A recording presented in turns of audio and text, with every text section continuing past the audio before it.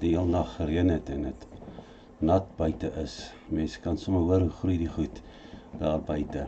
Ek praat vanoggend met jou in 'n gedeelte in 1 Johannes 5 vers 14 tot 15 waarin die tema eintlik maar net sê, ons weet dat God ons gebede verhoor. En nou kan ons met vrymoedigheid na God gaan, omdat hy ons gebede verhoor as ons enige iets volgens sy wil vra. En aangesien ons weet dat hy ons gebede verhoor, as ons iets so vra, weet ons ook dat ons kry wat ons hom vra. Confidence, en dis woest wat hier geskryf het, is die Griekse woordjie paresia. Free and fearless confidence, cheerful courage, boldness and assurance. En hierdie confidence is in him, is pros auton. The preposition pros means toward, speaking of the saint's attitude towards a prayer hearing and a prayer answering God. So dit gaan daaroor dat ons weet as ons daartoe gaan dat hy 'n gebedsverhorende God is. 'n God wat hoor wat ons vra en vir ons dan ook gee wat ons vra. Dit is een ding om te weet dat Jesus God is en dat ons God se kinders is. Maar wat van die behoeftes en die probleme van die daaglikse lewe? Hoe werk ons met dit alles oor ons daaglikse omstandighede? Jesus het mense gehelp toe hy hier op aarde was, maar help hy ons nog steeds? Aardse Vader sorg vir hulle kinders. Reageer die hemelse Vader wanneer sy kinders hom dan ook in die dag sou aanroep? Christene het in die eerste plek vertroue in hulle gebed, want hulle praat met die Allerhoogste God. Soos ons gesien het, beteken die woord vertroue vryheid van spraak. Ons kan vrylik na die Vader kom en vir hom van ons behoeftes vertel in hierdie dag. Ons het vrymoedigheid as ons vanoggend voor hom staan. Maar natuurlik is daar vanmôre voorwaardes wat ons moet nakom. 1 Johannes 3 vers 22 sê, hy gee ons wat ons ook al vra van hom bid, omdat ons sy bevele gehoorsaam en doen wat hy graag wil hê. Dis in alle verhoudings so, dat 'n mens altyd binne die reëls wandel van daardie verhouding. En nou weet ons vanmôre, as ons hom gehoorsaam is, en doen wat hy van ons verlang, dat hy ook in ons lewens vir ons sal gee, wat ons van hom nodig het. Eerstens moet ons 'n hart hê, wat ons nie veroordeel nie. En ons weet in hierdie dag, dat dit moeilik is om met God te praat, as daar iets in jou hart en in jou binneste is, wat verkeerd is, en die Gees van God jou daarvan oortuig het, want hy is die een wat ons oortuig van sonde, van geregtigheid en van oordeel. 1 Johannes 3 vers 21 sê, liewe vriende, as ons gewete ons nie aankla nie, kan ons met vrymoedigheid na God toe gaan. En u en ek weet vanmôre, as jy iets doen wat verkeerd is daar nie 'n wet van buite wat sê jy mag dit nie doen nie. Maar ons het 'n innerlike wet, God se Gees wat in ons binneste ons oortuig van dit wat ons gedoen het of gesê het, wat verkeerd is en verlang dan en verwag van ons, dat ons dit sal regmaak. Onbelyde sonde is 'n ernstige struikelblok om gebed te beantwoord. Psalm 66 vers 18 sê, as daar sonde in my hart was, sou die Here nie geluister het nie.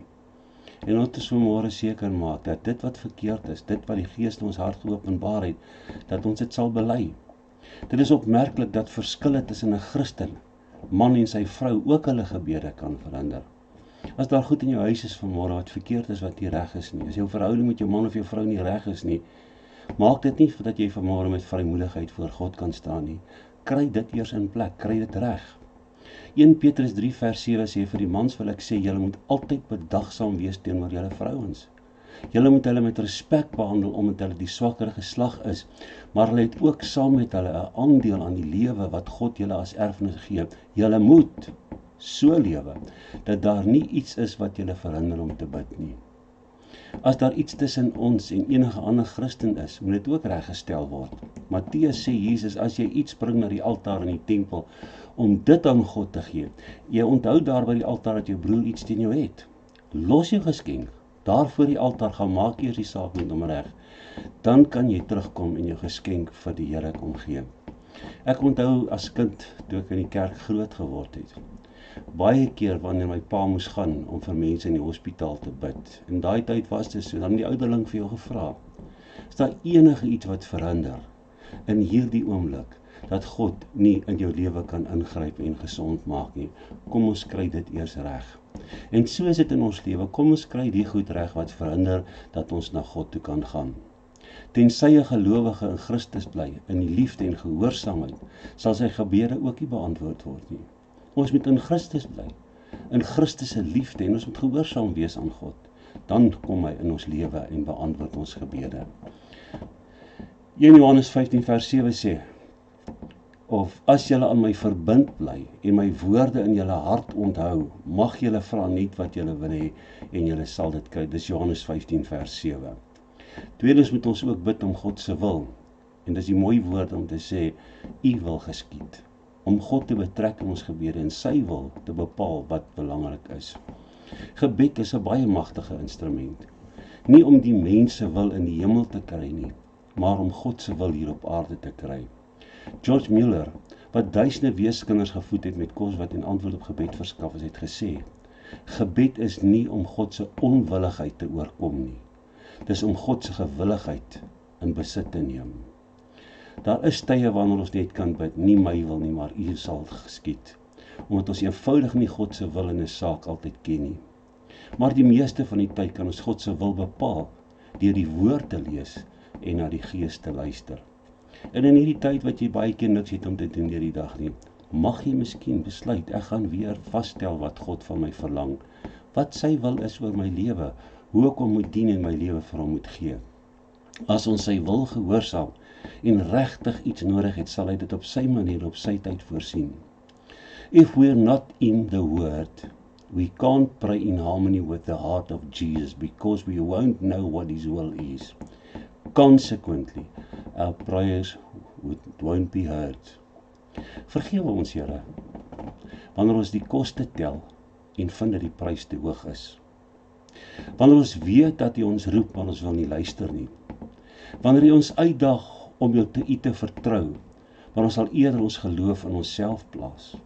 Wanneer ons weet ons moet bid, maar ons het nie tyd gelaat nie.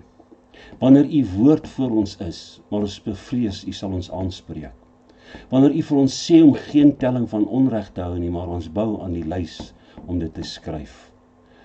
Wanneer ons leer om te bid, vergewe ons soos ons ander vergewe, maar die waarheid is dat ons dit nie regtig bedoel nie. Ons moet egter weet dat ons aanvaar, geliefd en vergewe is, deur U genade getransformeer wat ons is. En deur U Heilige Gees mag ons dan leef vir U heerlikheid. Amen.